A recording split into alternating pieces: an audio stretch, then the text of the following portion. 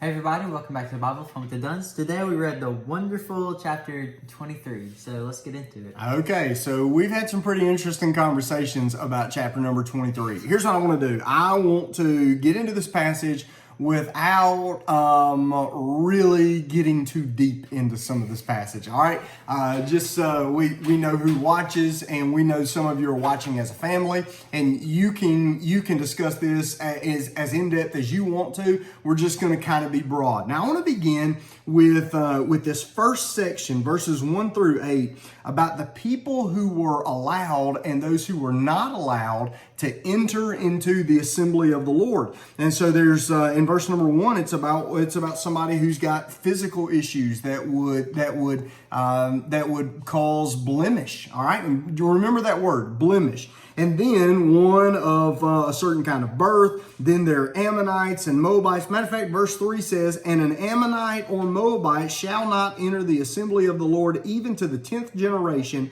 None of his descendants shall enter into the assembly of the Lord forever." Now, here's what I want you to remember. Whenever God set up his system, God had a certain standard for the types of sacrifices that could be brought to him. Remember, everything we find in the law tells us not just what to do, but it also tells us about God. So the types of sacrifices that God expects are those that are spotless and without what? Blemish. That means that whenever you brought a lamb to God, that lamb, for lack of a better word, had to be physically perfect for it to be worthy of God. All right?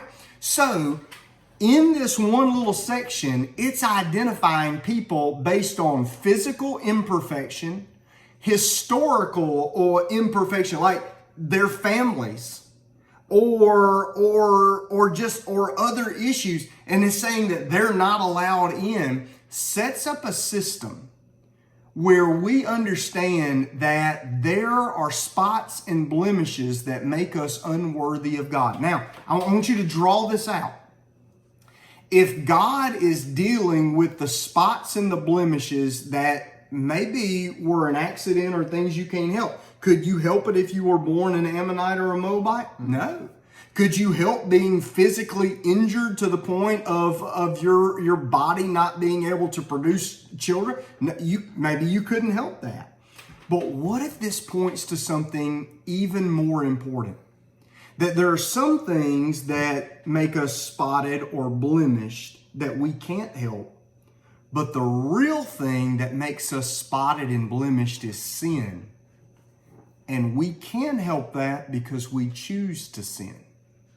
So that when there is spot and when there is blemish, we cannot meet the holy, perfect standards of God, which means if we are ever to have a relationship with God, we need a bridge built between us and God, the spotted and blemished and the perfect God. We need a bridge made between God and people who is himself the perfect sacrifice. Who is who? Jesus.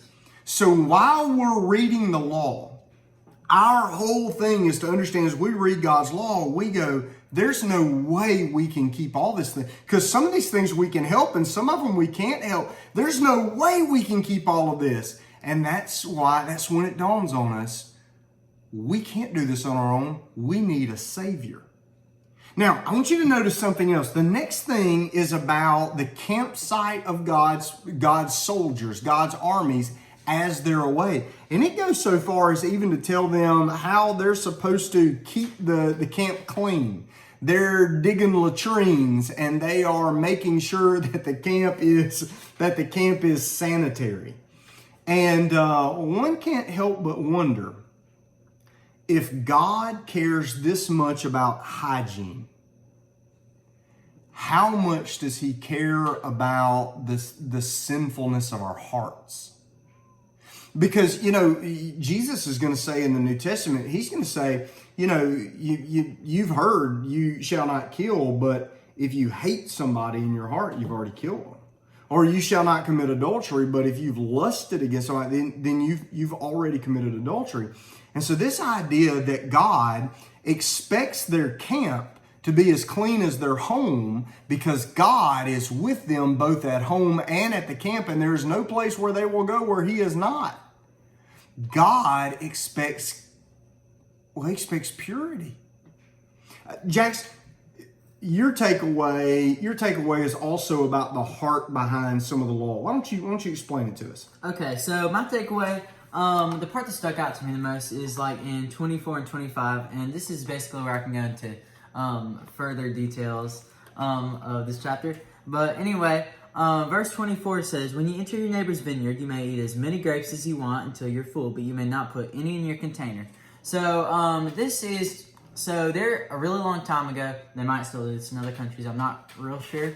But anyway, so vineyard, that's like huge fields of grapevines. And so, hence your vine yard. Anyway, you'd have these huge plantation owners, and they would have these vineyards.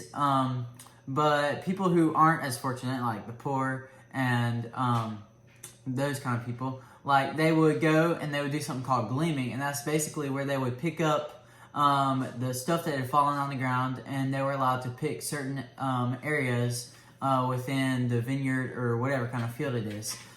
So basically, this is talking about getting basically just as much as you need, like enough, without like being greedy or gluttonous almost. I think that's good. I think that's good. What is a Bible book that lives under this law?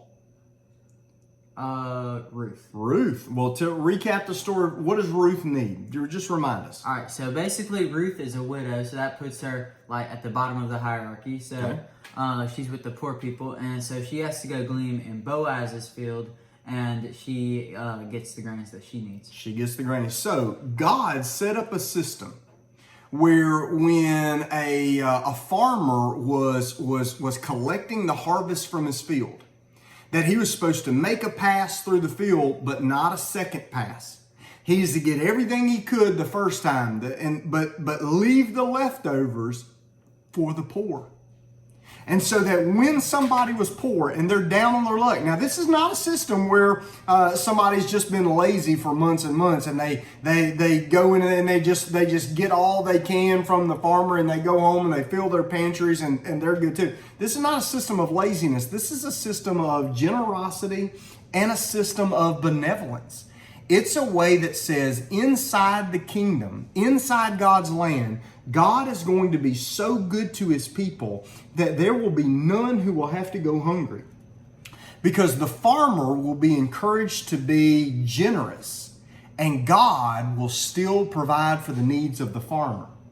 But because the farmer is generous, the poor who are really down on their luck have an opportunity to also eat, so that everybody within the society is taken care of. Does God have a heart for the poor? Yes. Go back to the stories of Jesus and look how many stories have to do with the poor, have to do with Jesus feeding people, with Jesus talking about food, talking about farming. Jesus is coming back to this, and he even calls himself, "I am the bread of life."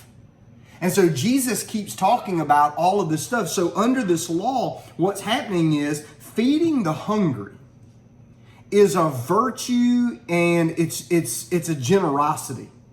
But allowing the poor to eat from your land requires faith from the farmer that God will provide for the needs of both the farmer and the needy one. So this, while Jax is right, this does not authorize greed or gluttony or even laziness. This says that God has designed a system where even the poorest of the poor can be fed. You know what else this reminds me of? What's that? This is kind of like when they're in the wilderness, and I think this might be where they set the precedent, but when manna came down, and they were only allowed to get enough for that one day, but if they got any more, then it was spoiled. Okay, so what did that teach them, that the manna showed up and they had to go get it every day? What did that teach them? They relied on God every day. That they had to rely on God every day. Listen, when you go to the New Testament and Jesus is teaching his disciples how to pray, He says, give us this day our daily bread. what? So not just our bread, but our daily bread. Why? Because every single day we have to rely on God to feed us. Just like these poor people had to rely on God to provide through the generosity of the farmer. God sees poor people. And by the way, aren't we the poor people? Mm-hmm. Our righteousness is like filthy rags. So God gave us the bread of life, Jesus himself, to feed the poor, to die in our place so that we could be filled with God's Spirit and invited into God's family. Listen, all this fulfills the law. All right, keep reading. We'll see you tomorrow in chapter number 24. Bye.